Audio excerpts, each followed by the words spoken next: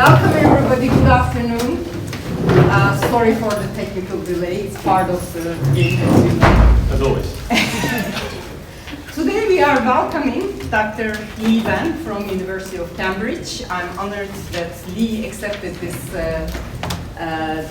keynote lecture that we have been talking for a while about, to come to Amsterdam and give us some details about his research. So let me introduce him a little bit. Today he will talk about sustainable travel. And this topic, of course, promises a fresh look into what we are doing in our cities, mobility choices.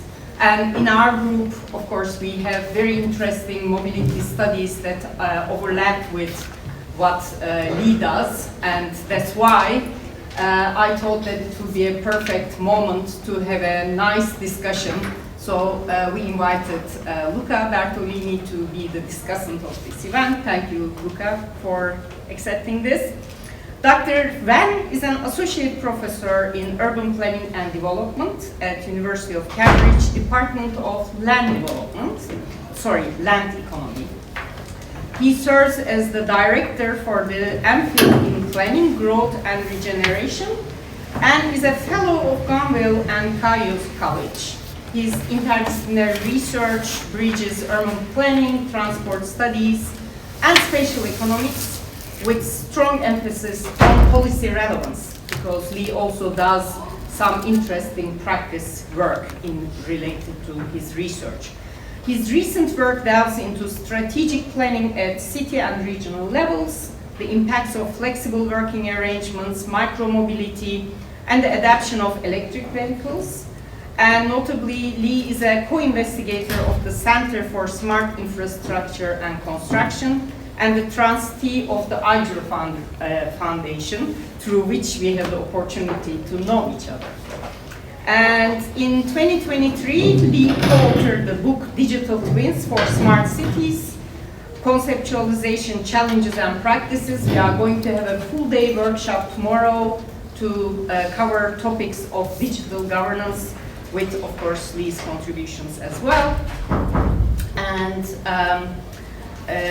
he provides conceptual clarity, practical guidance for supporting city-scale digital twin development, outlining challenges, showcasing real-life practices globally. And of course, in Amsterdam, we have been looking for clues of digital twins, and we found some interesting insights with his contributions. So Lee, warm welcome to Amsterdam. Warm welcome indeed with this beautiful weather. The floor is yours. Thank you so much, Julie. Thank you. I realize it's a very, very big room, so I just want to first check. David, can you hear me well from the back? Yeah. Very good. So for those who sit in the back, if you can't hear me, Come closer. Can we perhaps close that? Of course. Oh yeah. Let me handle that.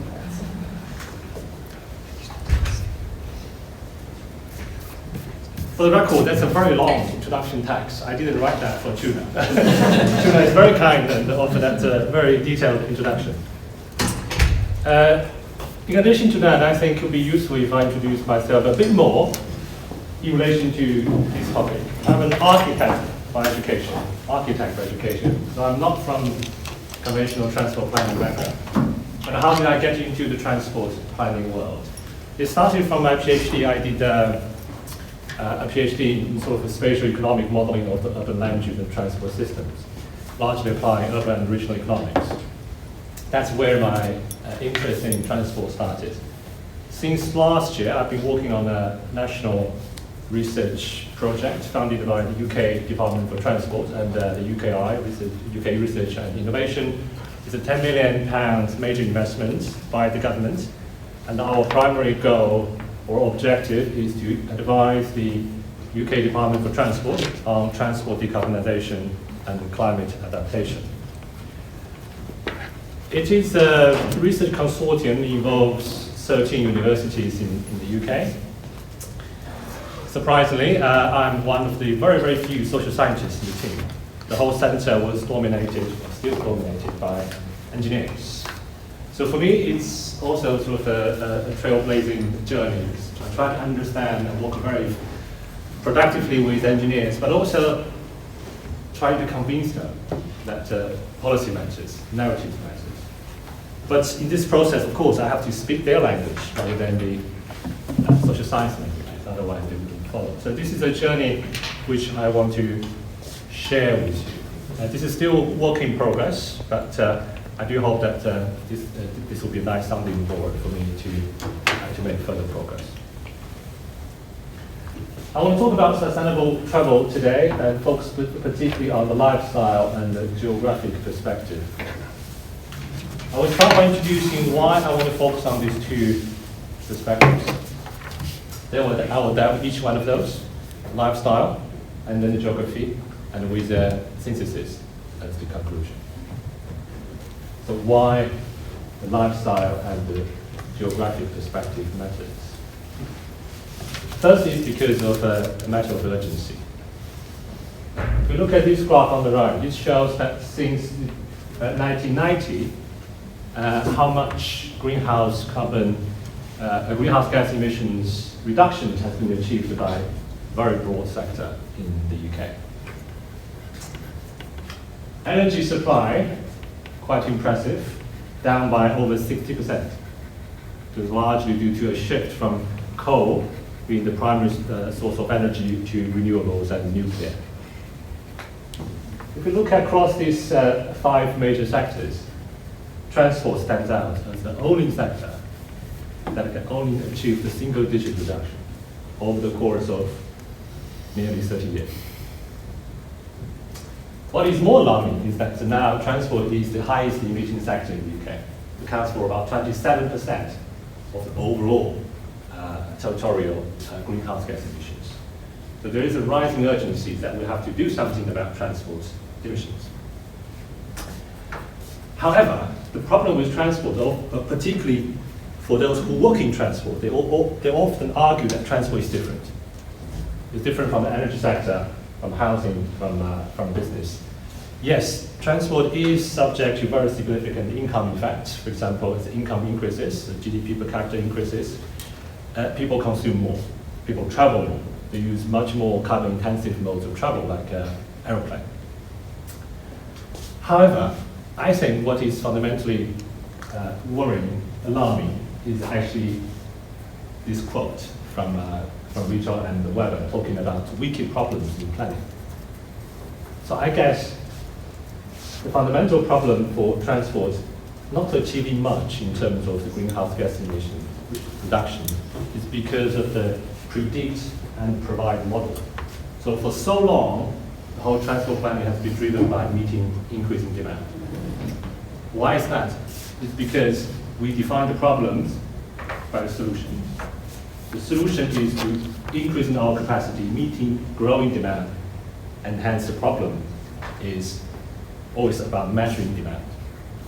So this is obviously sort of a methodological flaw, and this is something that I want to challenge in this project. And another reason that I think these two perspectives, the lifestyle and the geography, matter much is because even we look at some micro-interventions, completely sensible micro-interventions. This is the low traffic neighborhoods in the UK. Initially introduced as the emergency response to the COVID-19 pandemics, basically putting bollards or these barriers on side streets to basically temporarily pedestrianize the streets.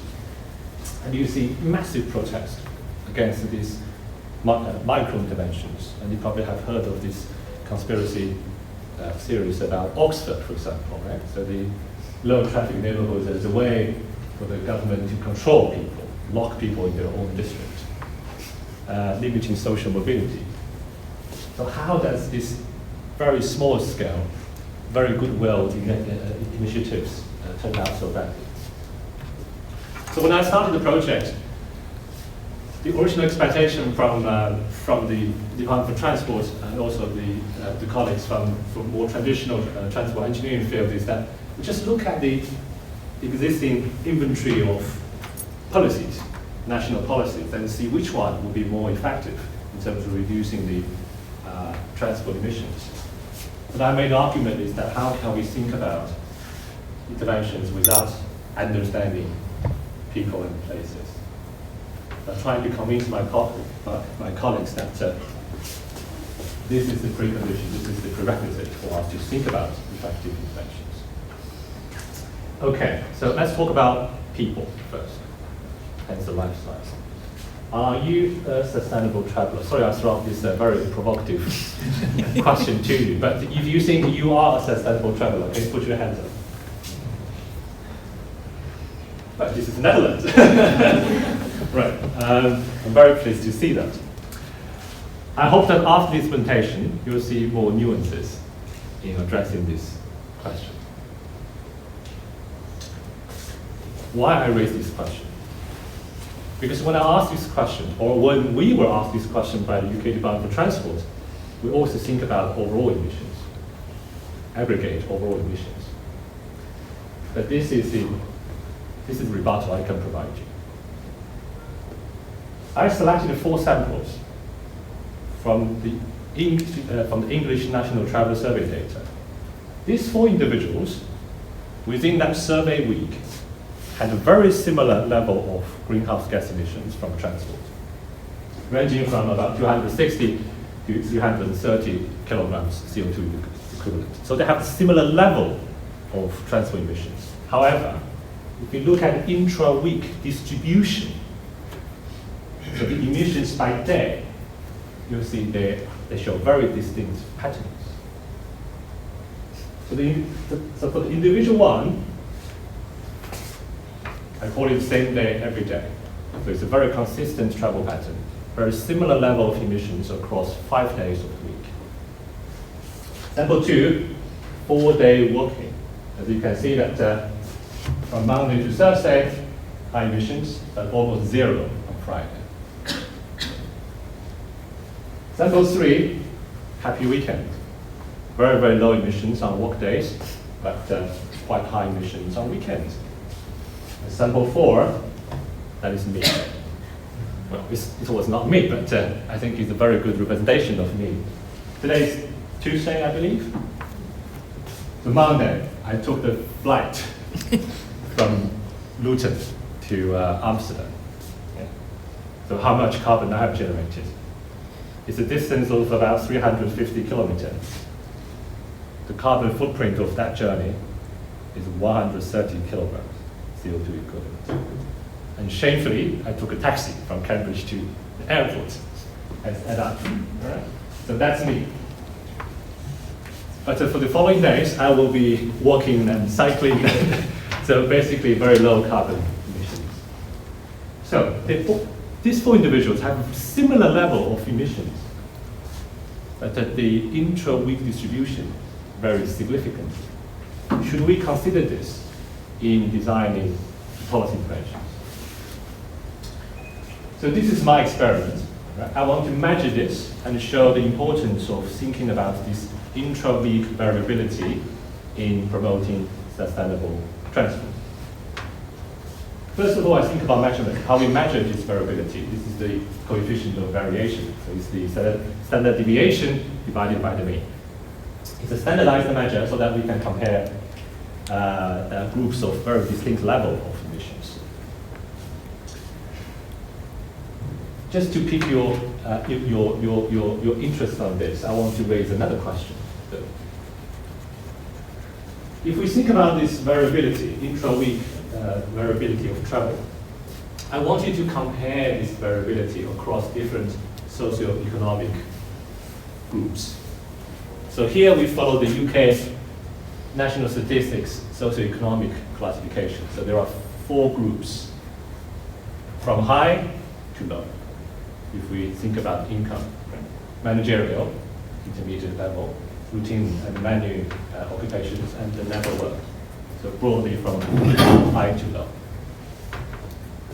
So which group would have higher intra-week travel variability? The high socioeconomic class or the lower one? The higher socioeconomic groups. Higher socioeconomic have higher variability. Variability, yeah. Okay. Any different views?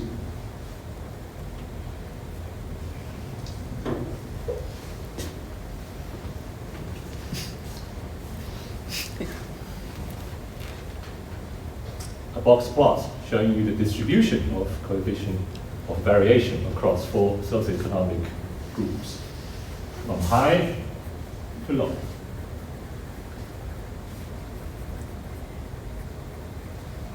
Surprisingly, the lower socioeconomic groups have slightly higher intra-week variability of travel. Possible reasons for this are very, very complex. Right? The one I can offer here is that because of the difference in terms of nature of work. The higher socioeconomic groups tend to have more stable work, office-based. However, for the lower socioeconomic groups, their jobs can be more precarious. They may have multiple jobs. They may have jobs without fixed workplaces. They may have a poor accessibility to public transport, leading to more variation in terms of how they travel. So this might be a surprise, but this is not the full story yet. Yeah? So let's keep this one in mind. Higher socioeconomic groups tend to have lower intra-week variability. Next question. This is about overall emissions. Overall emissions. So which groups will have higher overall emissions? The high group or low? May I ask you, based on which, is it yearly data, all travel in a year, or just 1 week? a Just random week? just one survey week. Yeah, this is limited by the data I use. Yeah, this is national travel survey data in England. So it captures all your trips within 1 week. Now, this question, this is not about variability, but about absolute level of emission. And it doesn't include the emissions that take place during the work time. It's only the travel. Only transport related. But if they work as a driver, Yes. transport driver. For Yes, if you're logistics- Uber driver, yes, that emissions will be included. Okay. I guess the lower, The lower socioeconomic groups will have lower, no, would have higher. will have higher. Yeah. I would expect the high income groups to have higher.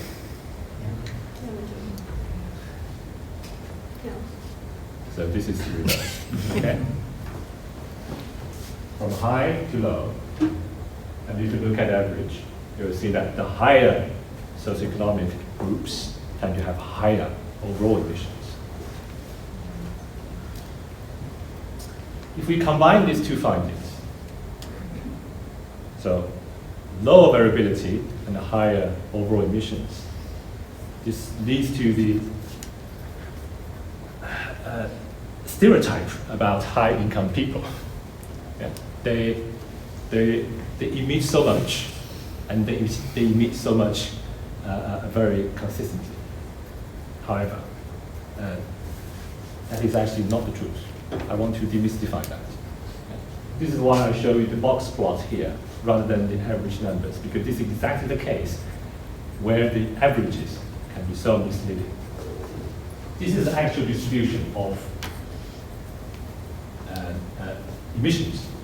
So each dot is basically an individual. Is an individual.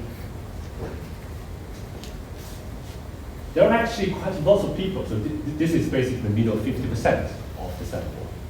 There are lots of people within the highest socioeconomic group actually have lower than the population average emissions. So there are people, perhaps some of you, are very, very sustainable in travel. And also, if you look at the lower socioeconomic groups, there are a considerable number of people who generate much higher emissions compared to their higher socioeconomic counterparts.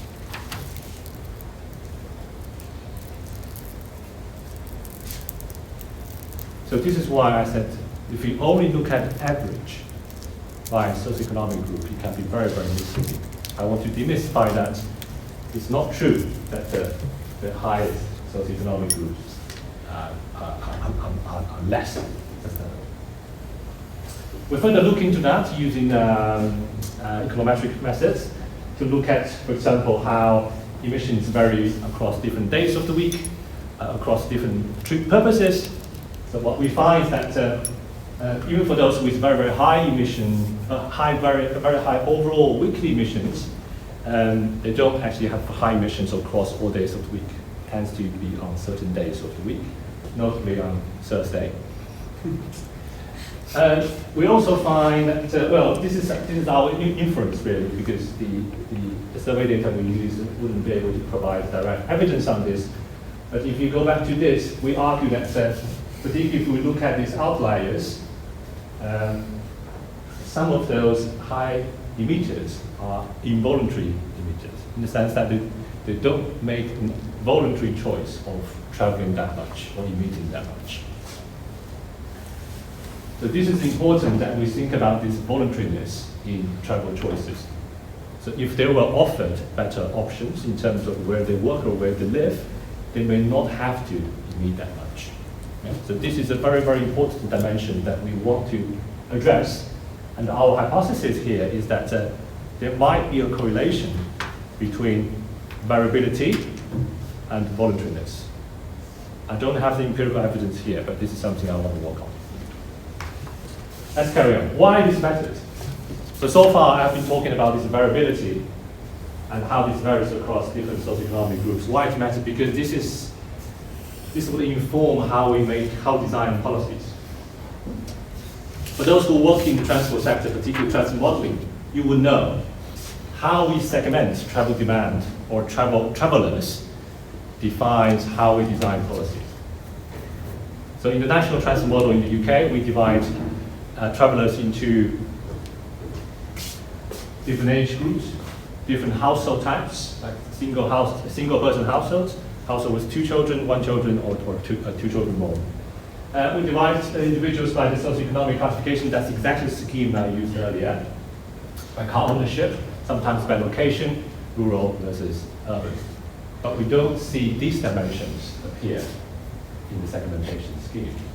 So why you travel, the time of the day of the week you travel, and also the variability of your travel. So I was thinking, can we demonstrate, if we can take into account this factor, this will shed light on designing sustainable travel policies. Again, it's an experiment. So here I learned from clinical science using this latent class model. So this model is used to identify latent class or latent groups within the population. For example, for the doctors, if they want to identify the patients with diabetes, how they do that. They can only take a certain measurement. This is not something they can directly observe, hence latent. So the measurement I choose for simplicity is split. Average emissions on weekdays, average emissions on weekends, and the coefficient of variation for weekdays. So use these 3 variables around the latent class model, and I have identified 5 groups, 5 latent groups, or 5 emissions profiles. So let's look at the key characteristics of each group. Very low emission, but a very, very high variability. Average emission, medium variability. Average emission, very low variability. These 2 are super emitters. They generate much higher emissions than the population average. So this group concentrates on weekdays, and this group concentrates on weekends. They have similar level of variability. So how to demonstrate this? This is important for policy making.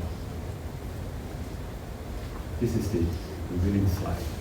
So what I did is actually to look at the socioeconomic composition of each latent group. So I want to see what is the composition of population within this group in terms of their socioeconomic parameters. So again, I refer to these 4 socioeconomic classifications. So basically from high to low.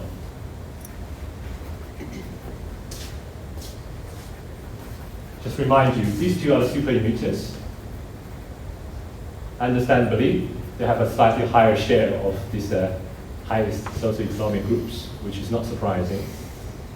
But look at this.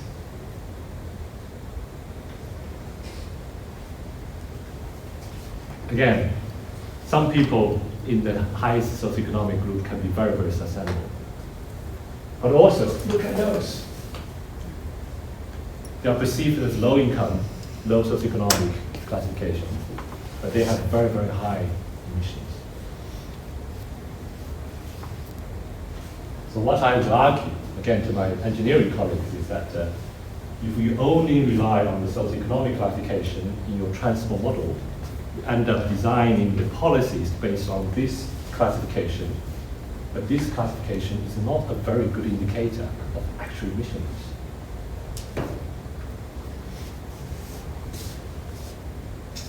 And what is more, this is what I observed personally in Cambridge, is that if we somehow adopt these very simplistic segmentation schemes, you end up having very distracting and divisive policy narratives. Yeah, so recently Cambridge did a large public campaign for congestion charge. And the whole discussion, the whole policy debate was somehow sort of veered off from talking about the actual impact or the benefits of it. And between leading, basically it's two groups, one who live in the city, cycle every day, and those who live outside the city, they have to drive into the city every day. So this becomes a rivalry between these two groups. And to some extent, I believe that the way that we segment travelers or segment travel demand leads to these very, very divisive policy narratives. If we could have a more holistic way of segmenting travel, probably we could have a more informed policy debate. And one suggestion is that can we not focus on individuals or trips or specific modes of travel, but targeting towards the profiles, emission profiles. Of course, these profiles are latent. They are not directly observable, but using the model that I showed earlier, we can actually find empirical evidence of that. And this is the latest progress. The paper just came out. Because some colleagues argue that, it sounds quite useful to identify these latent emission profiles or identify these latent lifestyles. But how can we make sure that these lifestyles or profiles will persist into the future? They might change every day, every week. Yeah, so that we can't use that as a base for policy making. But this is a study we're basically trying to address this. This is look at the time use survey data, look at how basically the activity chain for all the individuals across 24 hours of the day. We have quite broad activity categorizations, but what is important here is that we identify archetypal lifestyles before the pandemic, that is using the data from 2015, and then we'll apply the same method to identify archetypal lifestyles during the pandemic, including the early stage of sort of post-pandemic time. What we find is that if you compare these two rows, these generic lifestyles are remarkably stable, despite this very, very disruptive pandemic. So they can survive, they can last long into the future. Right. I guess that's enough about people. We'll move to the geography. Sorry, can I ask a question? Yes. Or is it okay to ask now or better later? I'm happy to address any clarification questions you have. You call for a policy that is more focused on profile, Yeah.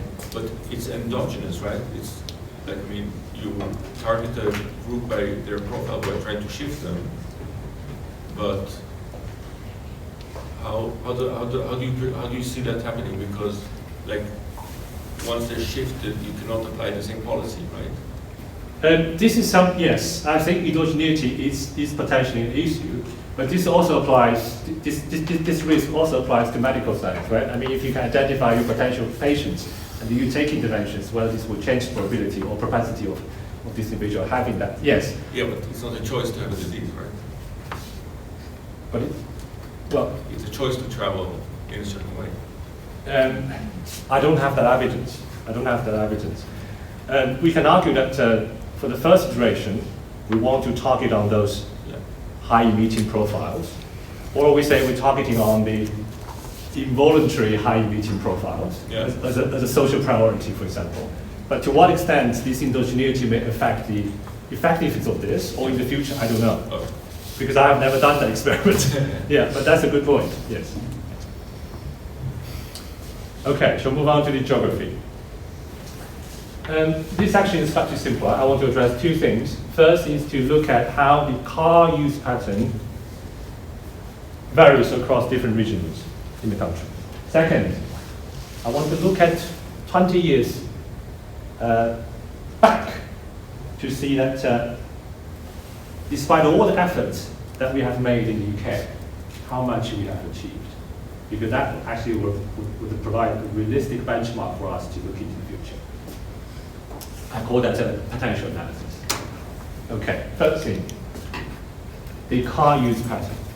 So this is the census 2021 data covering the whole UK. Darker the color, higher percentage of car use.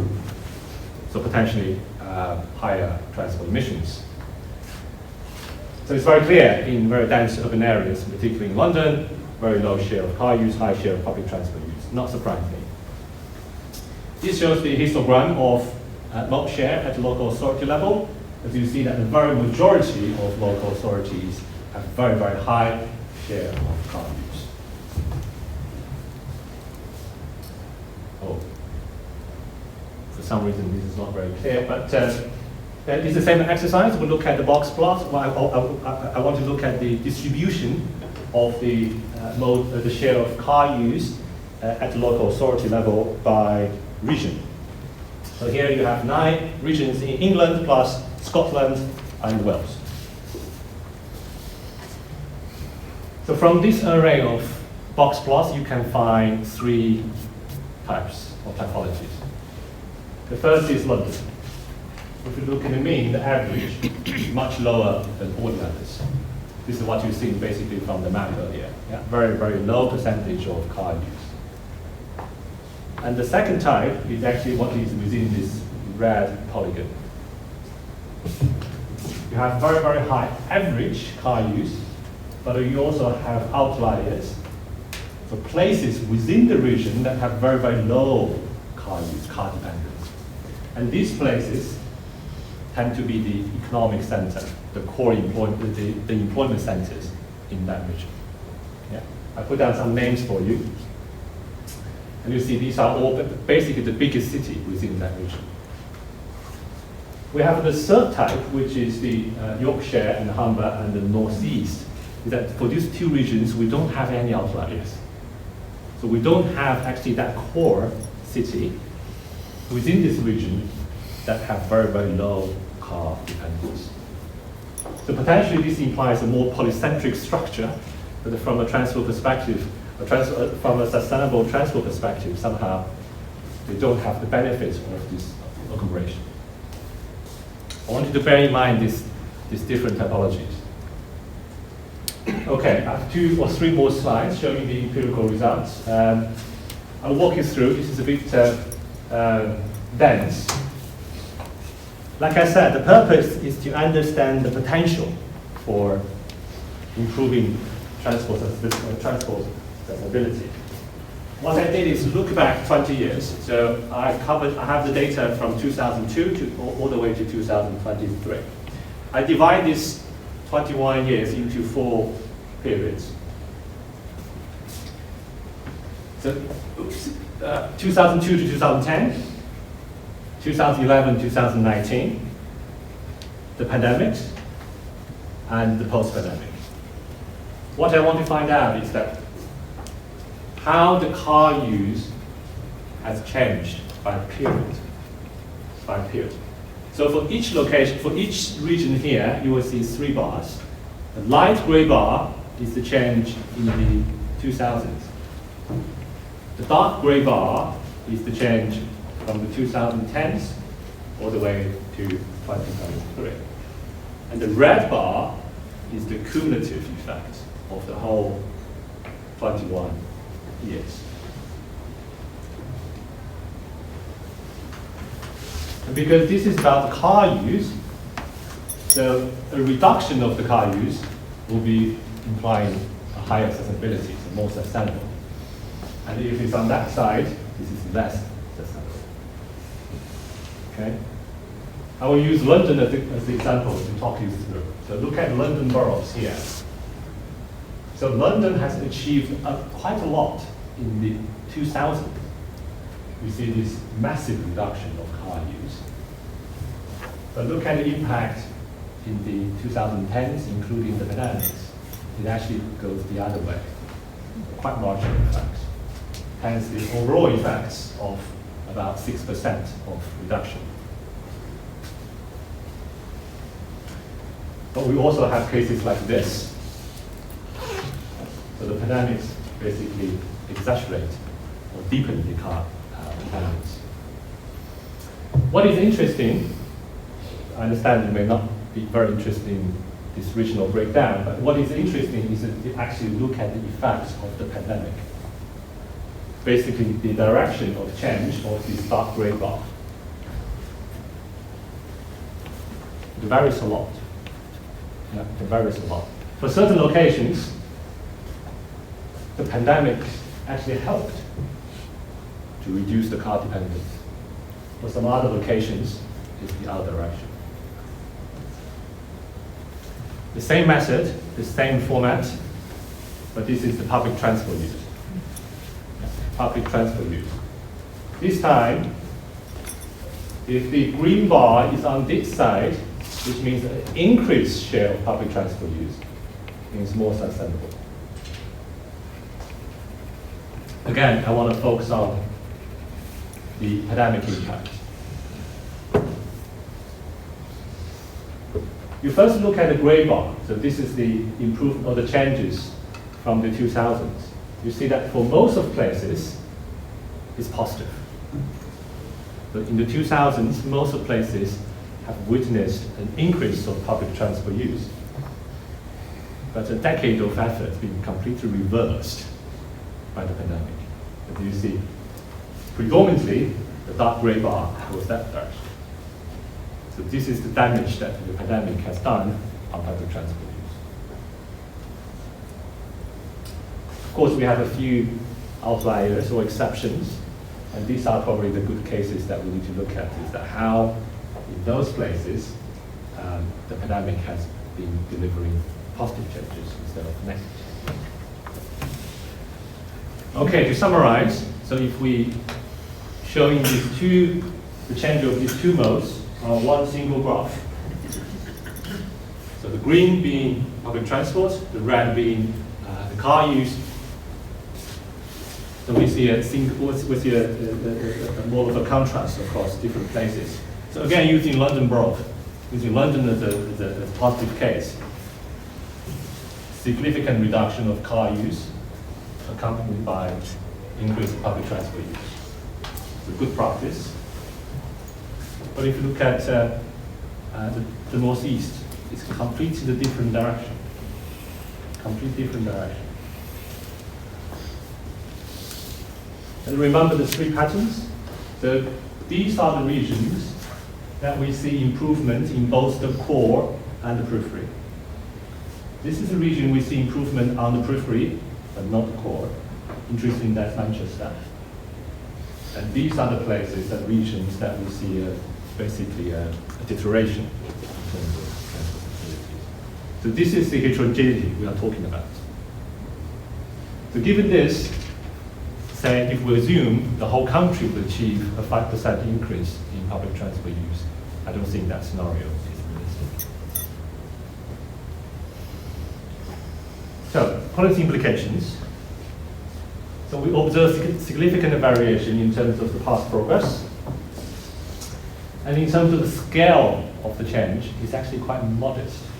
So over the past 20 years, the scale of change we're talking about, 5% increase in public transport use and 6% of reduction in terms of car use. I think this provides a very useful and realistic benchmark when we talk about future scenarios. When we think about 20% reduction of car use, what does that mean, given the past experience?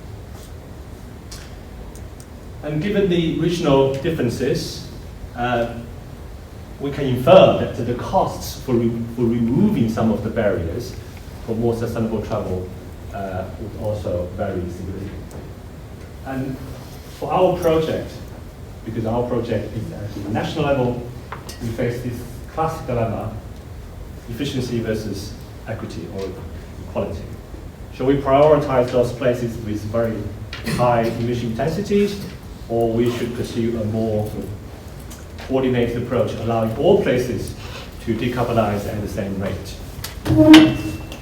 That's a question I don't have any answer, but this reminds me of the carbon and Higgs efficiency. I think this is potentially applicable to this dilemma. Of course, there will be gains, both economic and environmental gains for those first movers from decarbonization and enhancing the climate resilience. But we need to make sure that these gains are sufficiently large that we can use that to compensate those who will be worse off. And how to make that happen, I don't know. Last slide. I'm trying to connect these two perspectives, one about people, one about geography or places. The perspective on people is sort of bottom up, and the perspective from the geography is sort of top down, to understand how challenging to look at the heterogeneity across the whole country. To synthesize these two perspectives, there are shades of grey in sustainable travel. There is no uniform standard, no objective standard. We are more sustainable on some days, on some trips, compared to the others. I think the good news is that we all can make a change. We all can make a change to make our travel more sustainable. We need to acknowledge this variability in policy making. We try to target on emissions profiles rather than individuals or trips. If we want to focus on travel behavior change, we need to frame this against a wider sort of lifestyle change. And this means that we need to think beyond transport. So sustainable travel is not only the transport policy goal. This involves wider policy effort in terms of, for example, places at the workplace. So whether you can engage in flexible working, housing policy. So we need to have a more intersectoral approach to enable or facilitate this lifestyle change to achieve transport sustainability. And again, we face this classic challenge in regional development and policy: place-based versus people-based. So shall we focus on those high emitters, particularly the involuntary high emitters, or shall we focus on those places with very high level of emissions? Place-based versus place-blind. I guess place-based is more of a decentralized approach, and the place-blind is a more centralized approach. I don't think it's a binary. We need to combine both. Certain intervention will have to come from the top down, but I guess this is a new venue for debate, and the past experience from policies addressing regional inequalities can be of great help. So that's all from me. I would like to acknowledge our founders, and this is the research center, the research project I was talking earlier. It's called DARE. If you're interested, go have a look at the other works from the center. I do hope that this presentation can give you a fresh perspective to look at sustainable transport. And I do want you to rethink about the early question I asked you: are you a sustainable traveler? Thank you.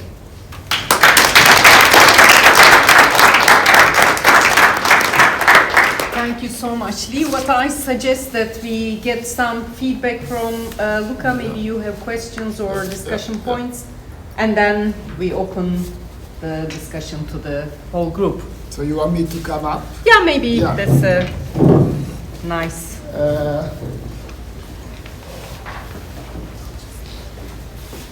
Yes, thanks a lot. Of course, I'm reacting to this presentation. I haven't read your papers. I mean, there's a lot of sophisticated work, so please excuse me if I'm too naive. No, Professor. I definitely think it's really useful what you're trying to do to disentangle all those different profiles behind travel and different places, look together at places and profiles beyond travel. I think most people working on mobility will totally agree with you, and many others do, but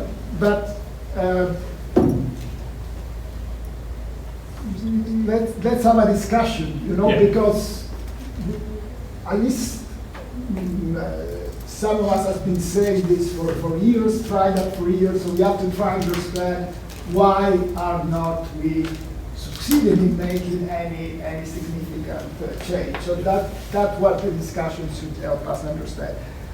But I do have to I want to go into that especially, but I do have to put in a little something about the emission part and high, low income. And of course, there are more things to sustainable travel than carbon emissions. But if we focus on carbon emission, I would say that it really is not useful to only focus on everyday travel. We know that certainly for people that do also have long distance business and holiday travel, by far the highest share of emission is not in the everyday. You can cycle the whole year, and one intercontinental flight annihilates all the. So I think that if we care about carbon emission, we should focus on yearly data, including business holiday travel, and then you'll see what we know from many other researchers. Then the 10% reaches 10%, it hits 50%, etc. Those kind of analysis. So that's I think one big problem if we only focus on everyday travel. And Amsterdam is a fantastic example. We cycle everywhere, but we fly also everywhere. So that's why I didn't raise my hand. I try not to fly, but I fly every once, and that's really enough to make me much worse with my family in the villages in Italy. They drive everywhere, but never fly. But anyway, that's maybe getting us a bit off track, but we should, I mean, if that's the problem, is emission, carbon emissions, we cannot ignore that. But I think that maybe the more interesting discussion, because it's where you started, because it's totally true that of all the sectors, transport is the one that has changed less in terms of becoming more sustainable. And I think you say also what the problem is, that more than other sectors, than agriculture, energy, industry, is incredibly entangled with our lifestyles and our business models. So it's not really, we need to change how we live and do business to change travel. And by now we know that there's no technological way out of it. I mean, it might help, but it's, so that's why, so there's incredible resistance from individuals and also for society at large to change that. I mean, and that's why people like John Hurry have been already many years ago talking about, they say, the system of automobility. It's not just traveling, it's everywhere, everything. More recently, it's a very good article by Giulio Mattioli and others called the political economy of car dependence. And it shows, I mean, it's a compass of things. It's infrastructure, it's the economy, it's the culture. So there is an incredible resistance to change. And yet we have to change. And that's a question that really we are all struggling with and trying to find answer to. So that's also what the question I would ask you is, as you seem to acknowledge that there is this resistance to change, both at the individual, societal level, how to change travel behavior in any significant way based on the kind of findings that you are showing us. What have you learned about how we could change travel behavior in the face of this resistance? How to change these profiles, or how to change behavior which is so rooted in how a place is built, which cannot be changed from one day to the other. I mean, what does your research learn about how to change in the face of systemic resistance to change? Can I? Please, Can yes. I get back? Okay. Yeah. So first of all, on your first comment, holiday trips, long distance trips, including the travel by air, within that week are included. But I do acknowledge that it's a very, very short observation period. That is the limitation of the data. If we, like in Germany, we do have monthly or yearly long travel diary data, then we can definitely expand that. But the holiday trips within that week are included here. On second point, which is much more fundamental, I completely agree with you, particularly you mentioned about this political economy of car dependence. And if we look at the correlation between mobility, basically total distance traveled either by passengers or by freight, and the GDP growth, you see a very, very strong positive correlation. So no wonder that why all governments want, the first thing they want to do after the pandemic is to open up, allow people to travel. So, and economists actually have this argument, is that it's because if you allow people to travel, allowing higher mobility, hence higher productivity, higher economic outcome. So I understand that for politicians, if you want to curb mobility, you basically, there will be a negative impact on the economic growth. But to answer your question, that can we actually do something about it? I don't believe technology would help too much. Because if you look at the current technological innovations in the transport sector, the very majority somehow make the travel cost cheaper. The car use is already underpriced. So again, I think the reason why we have all the problem is that the car travel is already underpriced. But if all the technological innovations been focusing on making travel even cheaper, people just travel more, having even more negative externalities. So what I would answer to you is that can we make the perceived costs of travel slightly higher? I want to highlight the perceived costs, not the actual costs, because whenever you increase the monetary cost of travel, politicians will fight back. But the perceived cost of travel. This can be changing the way that the city provides parking,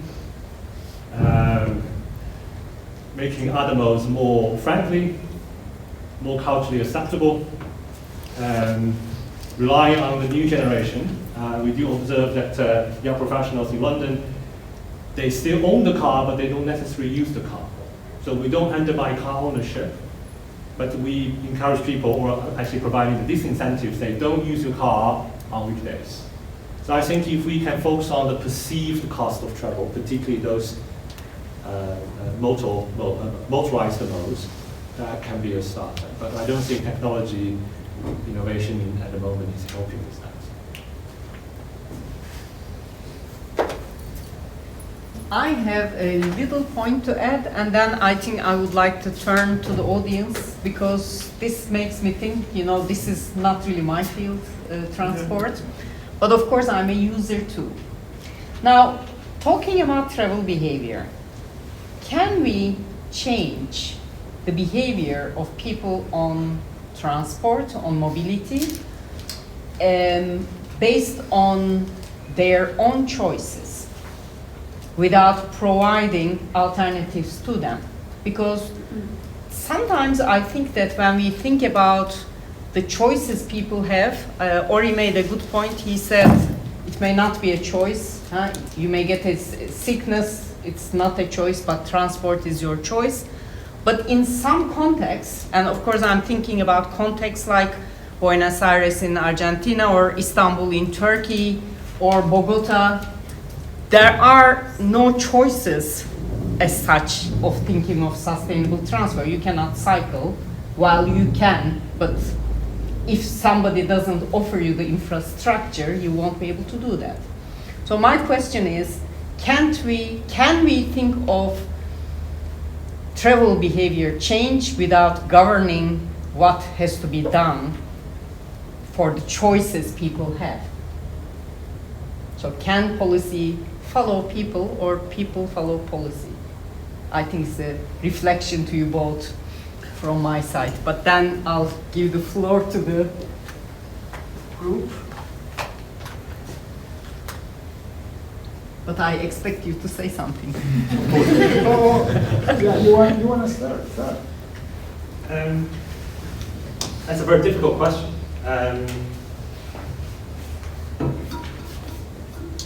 First, I want to touch on the choice thing. You mentioned that travel is a choice, but getting the disease is not a choice. But this is why I mentioned about this voluntariness framework, because for some people, traveling by car is not a choice. It's not a choice. They have to drive. For example, if you have 2 jobs in one day, no public transport will allow this level of mobility, then you have to choose. And there's another analogy between travel choices or travel behavior and the clinical science is about the exposure. The exposure is that, well, in clinical science is that, for example, you stay very close to a person with flu or other hazards, then this will increase your risk of getting that disease. But for travel, I think as well, if you live in the neighborhoods that everyone drives, then this will increase the probability that you will drive as well. So this cultural influence, neighborhood effects, I think is a very similar type of exposure that's in clinical science. So I think there is a comparability there. But getting back to your question, Tuna, the very reason why we have this issue is because of the negative externalities of travel. The externalities rise is because everyone make their own decisions in terms of where to live, how they travel, without considering the impact on other people.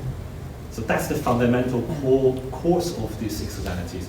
Because when I choose to drive, I don't consider the impact on other people. So I don't think offering more options will address this root cause. Because yes, you do have more options in terms of how you travel, but as long as you don't internalize, sorry, I use this economist terminology, as long as you don't internalize that cost, that unpaid costs, either for other people or for the environment, it won't change. But cases like Bogota, like New York, people start using metro and underground more than public transport because the option was given to them. Don't you see this? Yes, I think depends on the timing of that invention. I mean, if for example, in Bogota, the BRT turns out to be actually very viable compared with the car use because of the traffic jam. Now they realize that if they take the bus, actually it will be time saving in fact. Of course, people will switch to public transport. But if people have not reached that tipping point, say that I can't really drive anymore, you just offering more options. I don't think it might help, but I don't think that's the most effective way. Sorry for my ignorance. This was more like my curiosity in the field. No, but the dilemma is this, that people make choices based on an individual choice process that might not be beneficial for the collective. That's the basic dilemma, not only in this field, but to follow you, certainly we make choices in the context of options that we have or we think we have, because there's also these things. It's both objective and subjective, and there is a lot of, in mobility there's a lot of subjective which doesn't match with the objective, so that's to complicate things. But it's definitely not enough to create options. You need also to give incentives. Again, there's a whole literature, but to say it very simply, it has to be both sticks and carrots. And certainly to get people changed from something that is maybe highly valuable, also for psychological reasons, social reasons, or is habit. You also need these incentives. It's not enough, bike lanes, public transport. You also need to take up parking spaces. You need to make car use more expensive, and of course you need a whole political process that legitimizes these choices because it's better for the collective. So it's a very political struggle. But it's definitely not only positive incentives, also negative. You have to discourage one, encourage the other. And there are enough examples of big changes. That Ghent is a city in a few years dramatically reduced car use, increased bike use by a combination of definitely shifting much improving condition for biking and much worsening condition for driving at the same time, copying what Groningen already did 50 years ago. Yes. And with the same effect, so you can change. Okay. Thank you. I think, we have first Anna and then Irene. Thank you, because I wanted to follow up exactly on this discussion and on the idea of giving more choices and more alternatives. I think the problem is that so-called top emitters, to use your terminology, they already actually have a lot of choices. People who emit most have plenty of choices. They, if we look at people who fly for business 5-10 times per month, they have lots of options. They have a car or maybe even 2 cars in different cities. They can use public transport. They can drive. The people do. So I would say we cannot, to the degree to which people are free in their mobility varies dramatically. So, and the problem is that many policy measures, sustainable mobility policy measures, digital innovation, shared solutions, and so forth, improve the mobility of people who already have a lot of choices and who actually already have a high level of accessibility. So we just improve the mobility and accessibility for people who already have it rather well, without making a significant dent in improving accessibility of people who struggle and for people who have very few options. So that, I think, speaking of carrots and sticks, for some segments of the population, some sticks are really good, but it's a very unpopular opinion politically, especially if we are looking at this side part of Europe and the governments, the color of the governments that we have, that is unspeakable. But this is where I think the solution is.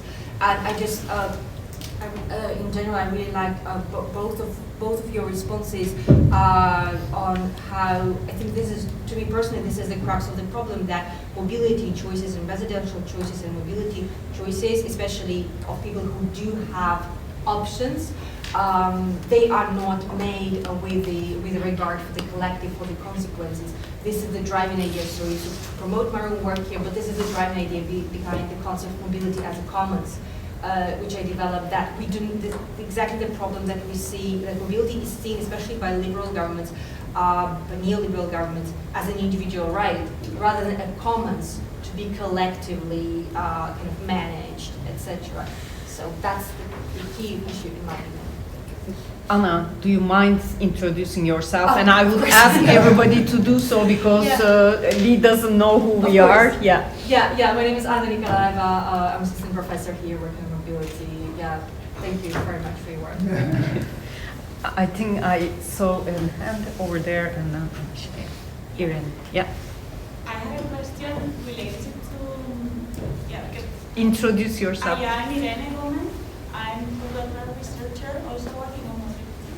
So I was wondering if you consider in the analysis to include, for example, when defining or when trying to understand the relationship between lifestyle and carbon footprint, some variables related to the characteristics of people, but not only related to their job, but also related, like, for example, if they have a caring responsibility, they have kids or not, because this is for me what is defining the lifestyle you have, probably in the same level or even more than your work, because sometimes your work depends also on if you have a caring responsibility or not. So I think this variable to reach a lot the Yes. So. complexity. So we do consider those factors, and actually those are very important covariates that we need to control in identifying the lifestyles. Yeah. But we find this sort of retrospectively. So first we identify these latent groups, and then we find out, then we look at actually the profile of each group. Then we find out, for example, for people who belong to this particular emissions profile, there are lots of, for example, single parents, mom, with caring duties, and then we realize, oh, okay, so these are the factors that actually potentially lead to the higher propensity of choosing this lifestyle. Then we add this as a covariance, so that the model can actually capture this. So it's an iterative process, but we do control for the nature of your job, whether you have caring responsibilities, and what else? Have you recently moved home? So because we understand that if you move the house very recently, you're in a transitional period, so your lifestyle may look very differently. So yes, iteratively we identify these covariates and we act on them. Alberto? Many thanks for the lecture, was quite inspiring. My name is Alberto Torti, I'm a PhD from Polytechnic University of Milan. And building on the point that made Tuna on the places that matter, I was wondering, I mean, you analyzed the UK case, right?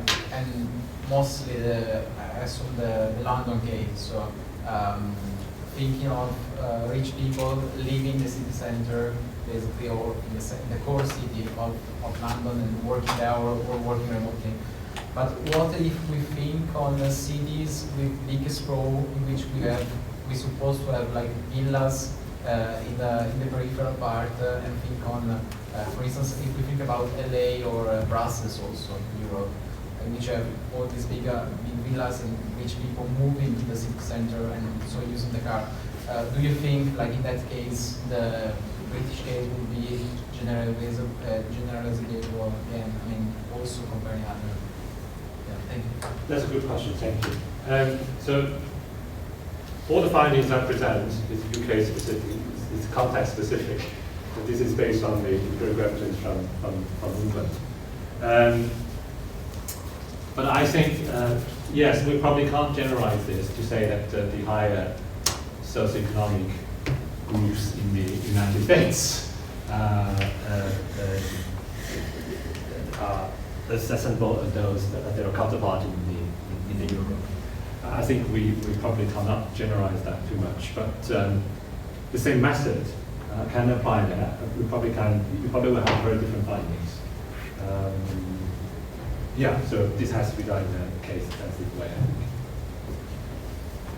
Elisha, Hi, my name is Elisha Aaron. I'm a research master's student who's supervised by Tuna.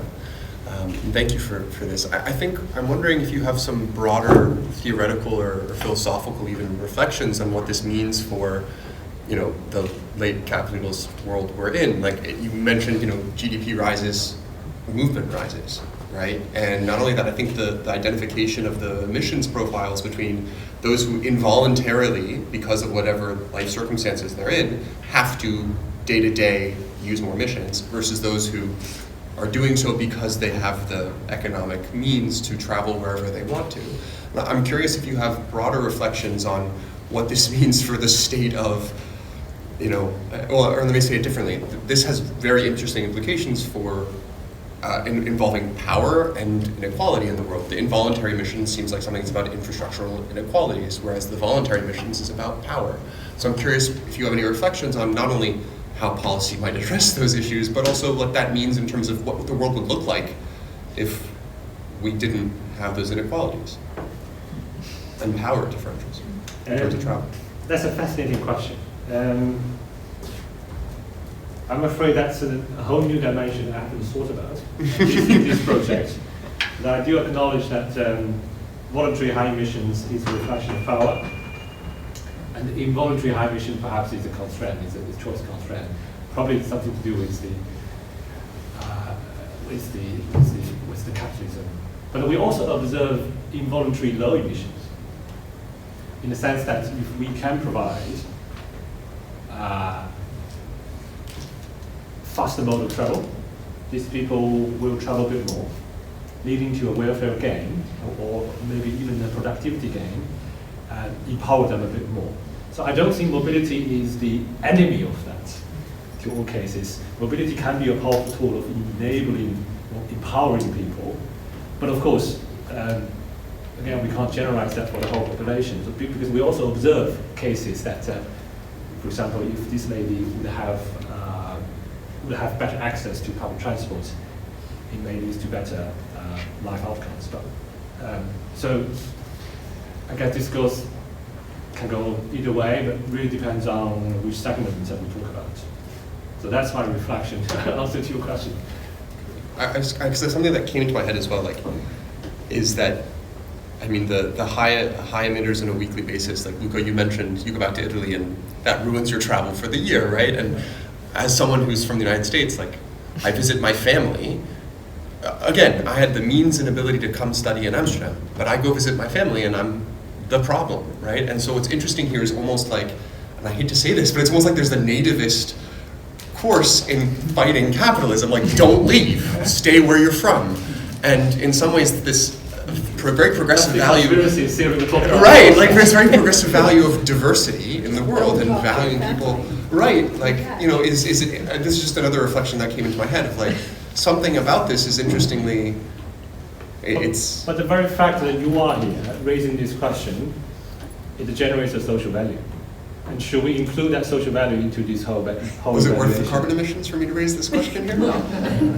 You're raising the public awareness of this. So I guess if you only, this is what Luca mentioned, is that if we only look at carbon emissions, greenhouse emissions, this is just one of the many measurements and can be actually quite partial.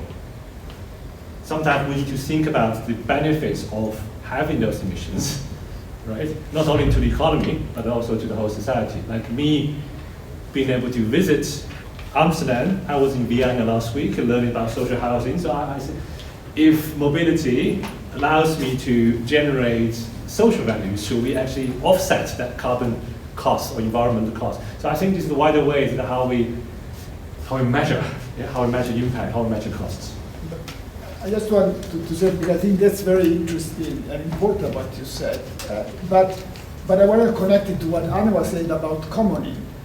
Because I say commoning is that it's not your problem, it's our problem, so that we becoming aware of the limits, and then decide to use the space within the limits, which might include distance travel with a purpose, not only for you, but for us. I mean, we don't want to stay each in our island, but it's a discussion that we should have, it's a political discussion that we should have with each other. And the key point of commoning, as opposed to let the market decide, is not that who, as the means, decides and the others adapt. Is that it is a discussion in which your right and my right are just as equal, and we have a discussion, but your family lives somewhere else, my family here, I might say you have a right to visit them. I mean, it's just a stupid example, but probably we need more, we'll have to have more and more of this discussion. I don't know if that's, it's what you... Yes, I think that's the nature of commoning, that you together you discuss what our goals of the community, what are our values, and what are the means to support those values moving forward. But that's not how mobility policy is decided upon. And unfortunately, with the sort of political landscape we're in, I see very little prospect for that negotiation at least taking place on a national level, but rather sort of in grassroots way. But national and international levels are very difficult right now for that kind of conversation. We had two more questions, Jake, and then I think, yeah. Jake, yes. Do you see some relation between involuntary car use and low income? Didn't you study it? Because that's the most problematic. They have no choice and they have no means. Involuntary car use or involuntary car users are not necessarily low-income people. We observe, particularly in the case of London, we observe those, for example, mom with child caring duties, they have to drive. They actually have a very well-paid job, but they are able to work, for example, part-time or remotely. So we don't see a direct link between income and this involuntary car use. And actually, we can only infer this voluntariness because there's no data in our national travel survey to indicate this level of voluntariness. You saw perhaps a correlation between variability and involuntary car use. Yes. Something. Yes. Variability was again low in the whole high income. So I can only share my hypothesis with you. Like I said, this is work in progress. So we think that high availability is lower voluntariness and potentially higher adaptability. Adaptability means that they are probably more sensitive to policy interventions than those with very, very low variability. So high variability, low voluntariness, and high adaptability. So that's our working hypothesis at the moment. Okay. Thank you for the interesting talk. I'm Bram from Wanning, a junior lecturer at the department. And I noticed you sort of plotted the increase and decrease in car usage against public transport. By distance, the change is less than 1%. So it's around between 0.1 to about 0.9%. This is measured by distance, not by number of trips, but by distance traveled. Yeah, but that's what we want. I mean, it's that, again, why is distance important? I mean, from a sustainability point of view, we want people to travel shorter distances because that's more sustainable, from a sustainability point of view.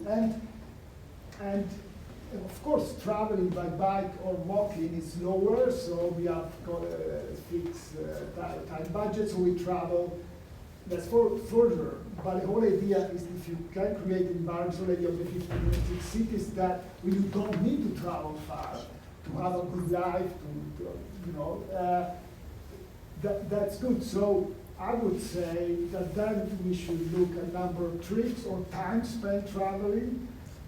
No, this distance is like a bias that the more distant you travel, the better it is. These are very, okay, if mobility, the growth of mobility is the goal, the growth of economic goal, okay, distance. But if we want, how can we make a good life in a sustainable way, then trips and should be the measure, number of trips or time spent traveling, not distance.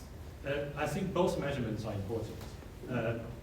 I completely agree from a welfare perspective. Number of trips perhaps makes more sense because you don't actually ration yourself in terms of how much distance you travel every week, but you probably will control, for example, how much time I allocate for traveling on a daily or weekly basis, because you're busy, you have other commitments. But why this distance also matters is because distance is a much better measurement in terms of environmental costs. Because it's the distance traveled combined with the mode that you use, we can estimate the environmental cost of that. It's not by the number of trips, but actually the distance traveled. This is why commuting and leisure, you mentioned exactly, the holiday trips by aeroplane, is one trip. Or cycling for 10 minutes is also one trip, but the environmental costs actually vary between these two significantly. So it would be better if we use those measurements rather than just one. Okay. Other questions or reflections? I think we had a variety of interesting responses. I'm still going back home thinking, thank you so much, first of all, Lee, for this wonderful lecture. And for instigating this discussion. I'm going home with this feeling of thinking of the variety of scales and conditions of cities. Because I think, when you think of a city like Istanbul, I mean, being a big city like London, but on top of that, you have political layer, you have informality, you have all kinds of other layers of complexities. You were referring to wicked problems. I think we need to really think about more variety of solutions and policy approaches to transport issues. But thanks so much for letting us think on this direction.